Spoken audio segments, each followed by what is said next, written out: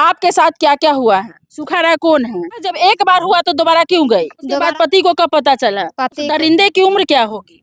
आपके पति जब आपको जाने सारी बात तो क्या किए? आपकी मजबूरी आपके पति भी नहीं समझे, वो भी आपके साथ हैवानियत कर दिए। जी। तो केस हुआ या नहीं? कितना दिन पहले आपके साथ ऐसा किया? महिला जब भी कहीं जाती है तो उसको खरोचने वाले, लूटने वाले मुंह खोल के भेड़िए बैठे होते हैं और उसको कहीं भी मौका मिलते ही उसको नोच डालते हैं। ऐसा ही मामला एक सीतामढ़ी में भी हम है और सीतामढ़ी के डुमरा थाना क्षेत्र में एक महिला रहती है और इस महिला को एक भेड़िए ने इस प्रकार से नोचा है। पति के डर से आप दोबारा उस जो जानवर के पास फिर से आप चली गई आप खुद को नोचवाने। हमको साथी बुलाया है, नौकरी के काम पर बुलाया था कि हमको आइए हम आपको नौकरी धरा देते हैं। तो हम गए हैं तो हमको नौकरी नहीं धराया है, हमको साथ बलात्कार किया। कोई पुलिस के पास एक बार नहीं 4 बार गई है लेकिन इसका पुलिस सुना भी नहीं है। महिला भी हमारे समक्ष है। कहाँ घर है? सिमरा परसपट्टी। अच्छा, कौन किया है? सुखा राय।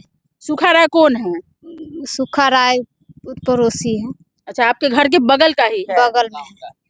आपको नौकरी के नाम पर बोला कि हॉस्पिटल में नौकरी लगाते हैं और आपके साथ दुष्कर्म कर दिया। जी। आपने कहा एक नहीं 2 बार किया? 2 बार किए हैं। तो आपके पास जब एक बार हुआ तो दोबारा क्यों गई? दोबारा हमको पति को और बच्चा को हमको सब आदमी को मारने के धमकी दिया है, इसीलिए हम पति को नहीं बताए हैं। सब पति हमको मारेगा या मार देगा चाहे काट देगा, तो हम पति के नहीं बताए हैं। हम चल गए हैं उसको।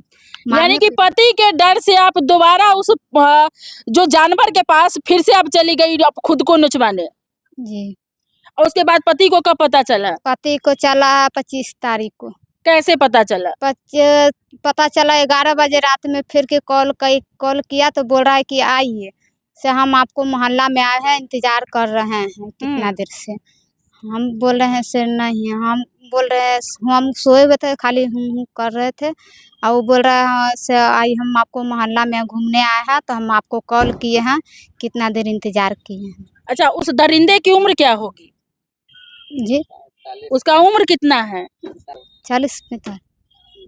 अच्छा, आपके पति जब आपको जाने सारी बात तो क्या किए?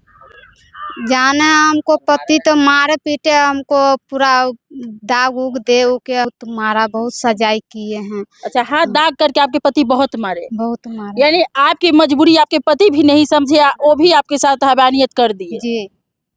फिर क्या किए?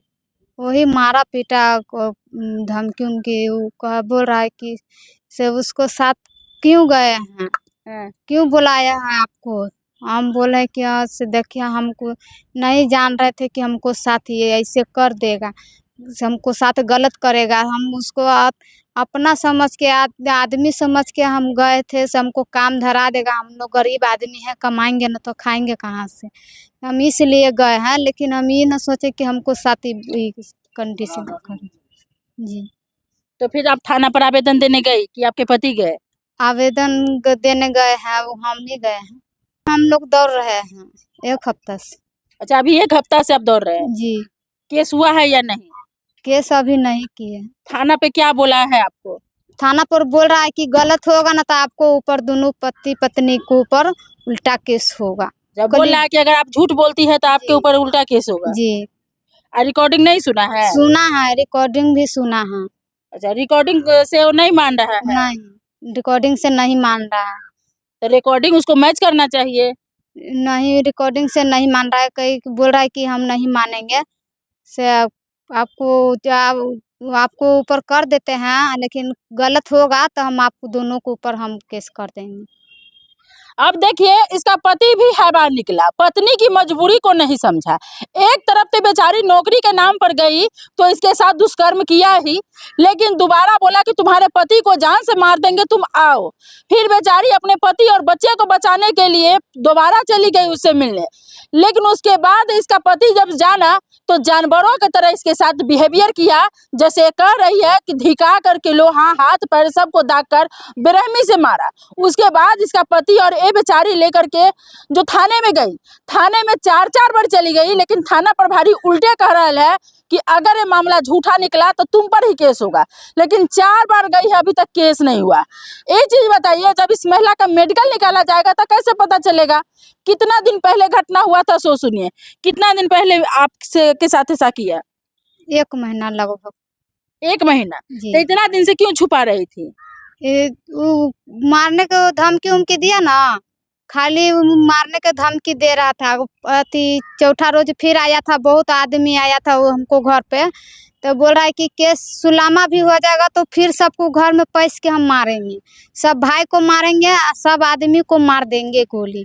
तो सब हम बोले हैं ठीक है, सुलामा करे या चाहे नहीं करे, होगा चाहे नहीं होगा, हम सबको घर में पैस के मारेंगे। सब मजबूर हो जाते हैं। मुख्यमंत्री जी से इतना ही कहेंगे कि आपके बिहार में सिर्फ यही महिला नहीं, रोज हजारों महिला इस प्रकार के दर्द सह करके अपना जिंदगी जी रही है। उसके साथ लोग इस प्रकार से नोच खचोट भी करता है, फिर भी वो महिला अपने पति को या अपने माँ बाप को नहीं बता पाती है। इसलिए नहीं बता पाती है कि अगर घर में बताती है तो घर वाले उसे ही दोषी मानते हैं कि तुम ही गलत हो।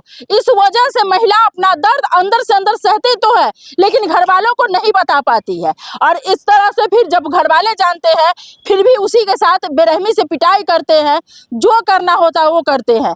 लेकिन मुख्यमंत्री जी का सपना सपना ही रह जाता है। इतना एक सारे कुछ है, ये जितना भी आप देख रहे हैं दर्शकों फ्रेम में, ये सारा सिर्फ बनावटी है। ये जो देख रहे हैं किसी काम का नहीं है। मुख्यमंत्री जी का एक भी योजना मतलब सफल नहीं है, सारा का सारा योजना फेल है।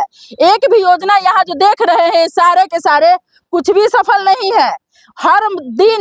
हर दिन हम कहते हैं बिहार में नहीं तो 500 या 1000 लड़की और महिलाओं के साथ दुष्कर्म होता है, वो भी जबरदस्ती, और वो अंदर से अंदर दर्द सहती है, लेकिन उस अपने घर वालों को नहीं बताती है।